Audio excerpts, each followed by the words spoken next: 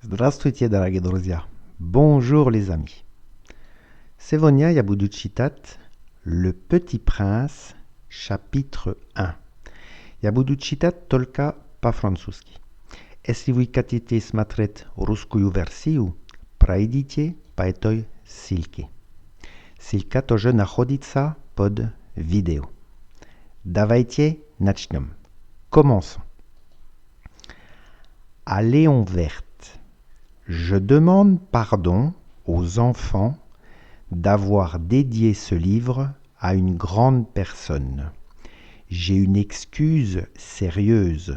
Cette grande personne est le meilleur ami que j'ai au monde. J'ai une autre excuse. Cette grande personne peut tout comprendre, même les livres pour enfants. J'ai une troisième excuse. Cette grande personne habite la France où elle a faim et froid.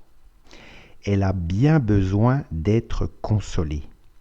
Si toutes ces excuses ne suffisent pas, je veux bien dédier ce livre à l'enfant qu'a été autrefois cette grande personne. Toutes les grandes personnes ont d'abord été des enfants, mais peu d'entre elles s'en souviennent. Je corrige donc ma dédicace à Léon Verte quand il était petit garçon. Lorsque j'avais 6 ans, j'ai vu une fois une magnifique image dans un livre sur la forêt vierge qui s'appelait Histoire vécue. Ça représentait un serpent boa qui avalait un fauve. Voilà la copie du dessin. On disait dans le livre, les serpents boa avalent leur proie tout entière, sans la mâcher. Ensuite, ils ne peuvent plus bouger et ils dorment pendant les 6 mois de leur digestion. J'ai alors beaucoup réfléchi sur les aventures de la jungle et, à mon tour, j'ai réussi avec un crayon de couleur à tracer mon premier dessin. Mon dessin numéro 1. Il était comme ça. J'ai montré mon chef-d'œuvre aux grandes personnes et je leur ai demandé si mon dessin leur faisait peur. Elles m'ont répondu: pourquoi un chapeau ferait-il peur?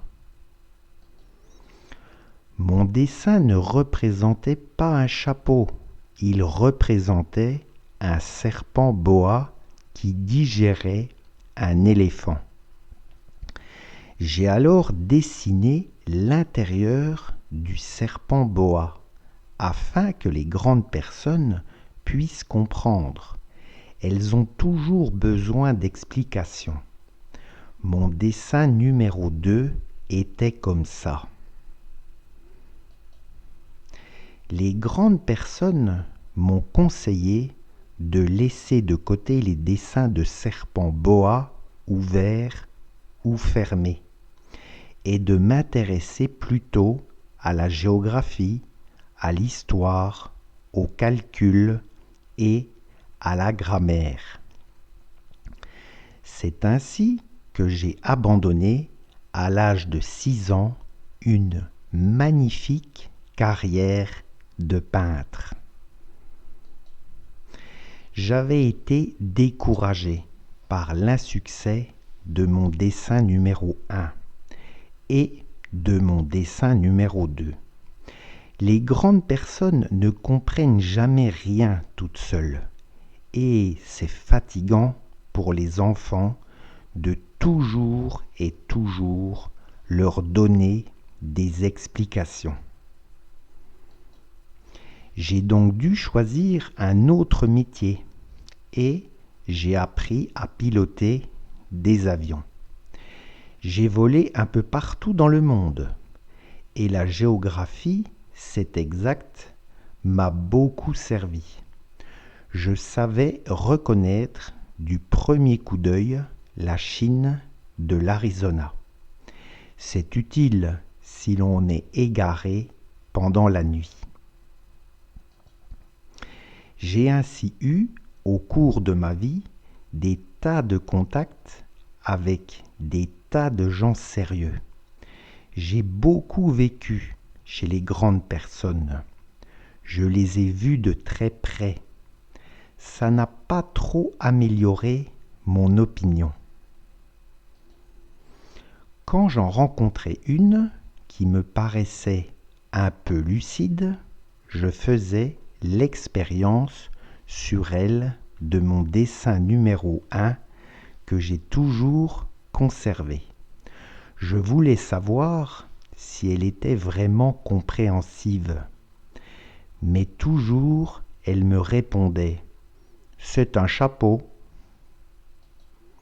Alors, je ne lui parlais ni de serpent bois, ni de forêt vierge, ni d'étoiles. Je me mettais à sa portée. Je lui parlais de bridge, de golf, de politique et de cravate. Et la grande personne était bien contente de connaître un homme aussi raisonnable. Spasibo большое за ваше внимание. Продолжение следует. À suivre. À très bientôt les amis. Au revoir.